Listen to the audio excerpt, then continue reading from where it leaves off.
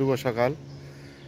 আমরা গত শুক্রবার না সরি শনিবারে আমরা এই বীজগুলো বপন করেছিলাম এই চাতরটাতে। হ্যাঁ, এই জায়গাতে আমরা লাল শাক, পুঁই শাক, ঢেঁড়স, কাঁচা মরিচের গাছ আমরা এই জায়গাটাতে বীজ ছড়িয়েছিলাম। ঠিক 6 দিন পর এই যে মাঝখানে চলে গেল বৃষ্টি, ঝড় বৃষ্টি। তো সেই ঝড় বৃষ্টির পর টেনশানে ছিলাম যে আসলে কি হয় কিন্তু এখন আজ আর 3-4 দিন এখানে আসতে পারিনি। তো আমরা 3-4 দিন পরে যেটা লক্ষ্য করছি যে ভেন্ডির চারাগুলো কিন্তু দৃশ্যমান হয়েছে। হ্যাঁ, এবং খুব ছোট ছোট দেখা যাচ্ছে লাল শাক। হ্যাঁ, লাল শাক, পুঁই শাকের কিছু দেখা যায়। লাল শাক, পুঁই শাক এবং এই যে ছোট ছোট এখানে লাল শাকের দেখা যাচ্ছে, সাদা শাক, ডাঁটা শাক। এখানে আমরা দেখতে পাচ্ছি এবং দেখানোর চেষ্টা করছি। হ্যাঁ, তো এইভাবে পুরা জায়গাটা আমরা দেখছি যে বেশ ভালোই হয়তো হবে এবং ছোট ছোট চারা এই যে দেখা যাচ্ছে।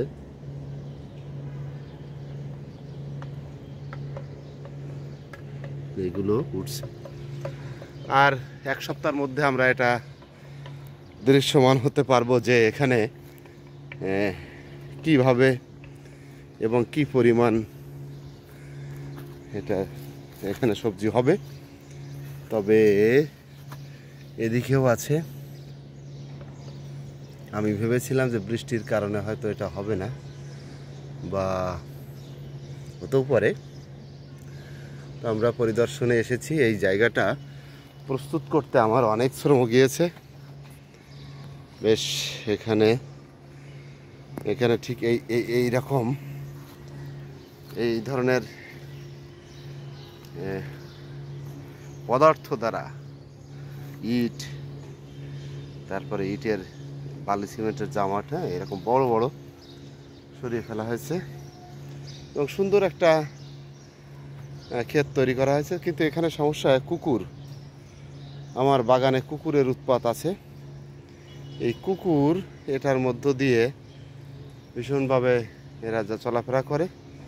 এই যে পায়ের ছাপগুলো দেখতে পাচ্ছি, এটা হ্যাঁ পায়ের ছাপগুলো দেখা যাচ্ছে, এগুলো কুকুর। আর ওই পায়ের ছাপটা একটা মানুষের পায়ের ছাপ, ওই পাটাও দেখা যাচ্ছে যার। হ্যাঁ, ওই এই জায়গাটায় ওই পায়ের ছাপ এখানে আর কি পড়েছে।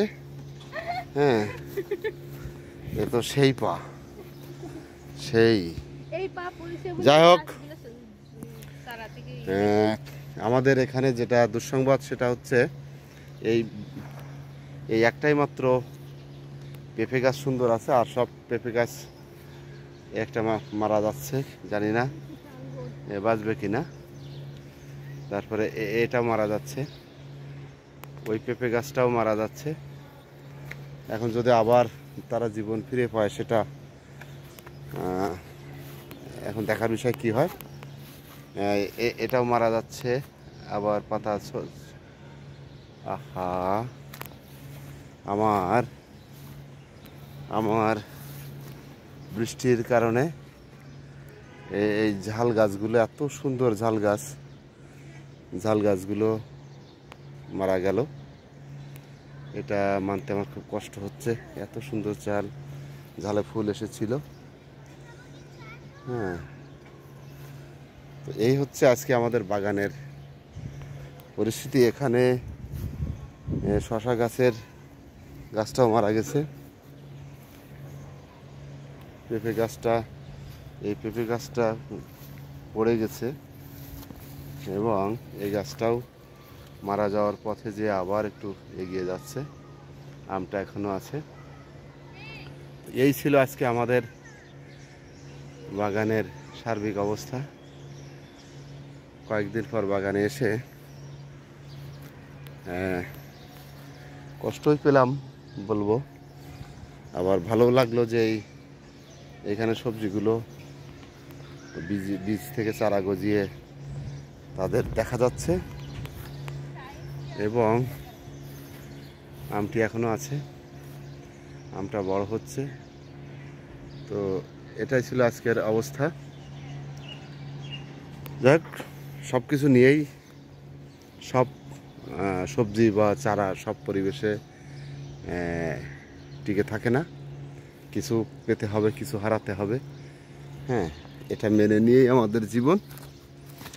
তো এখানে আমাদের এখানে লাউয়ের গাছটা বেঁচে আছে, ঝাল গাছটা মারা গেছে, সবগুলো ঝাল গাছ মারা গেছে। তো যাই হোক, ভালো থাকবেন সবাই। আমাদের বরবটি ধরেছে, বরবটি গাছে বরবটি ধরেছে, ফুল এসেছে। কয়েকটা বরবটি গাছের মধ্যে একটা বরবটি গাছেই ফুলগুলো দেখা যাচ্ছে। তো এটা ছিল আজকের সকালে আমাদের বাগানের অবস্থা। প্রতিদিন একবার না দেখলে যেন মন ভরে না। তো এরকম ভালো লাগা নিয়ে সবাই থাকুন, নিজের বাড়ির আঙিনায় আশেপাশে গাছ লাগান, বাগান করুন, নির্মল আনন্দ উপভোগ করুন। উপকূল টিভির দর্শকদের জন্য শুভেচ্ছা, শুভকামনা।